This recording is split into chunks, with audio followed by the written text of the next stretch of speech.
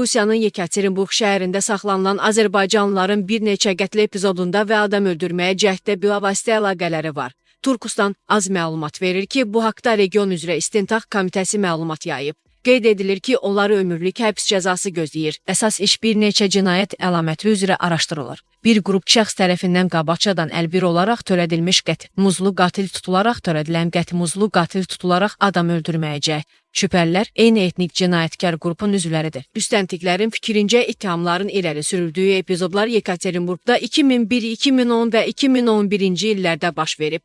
Bir neçə şübhəli artıq etiraf edici ifadələr verib və istintaqla əməkdaşlıq edir. Hazırda qətimkan tədbirin seçilməsi məsələsi həll olunur. Əcnəbilərin digər cinayətlərdə də iştirakları yoxlanılır. Rusiya Baş nazirinin müavini Aleksey Oreçukun bu ayın sonuna ölkəmizə nəzərdə tutulan səfəri ləğv edilib. Turkistan Dastrende istinadən məlumat verir ki, buna səbəb Yekaterinburgda hüquq mühafizə orqanlarının Azərbaycanlılara qarşı həyata keçirdiyi əməliyyat və həmyerlilərimizin qəddarlıqla qətlə yetirilməsidir. Azərbaycan hökuməti yaranmış vəziyyətdə Oreçukun və ya başqa rəsmi şəxsin Azərbaycana səfərində heç bir əhəmiyyət görmür.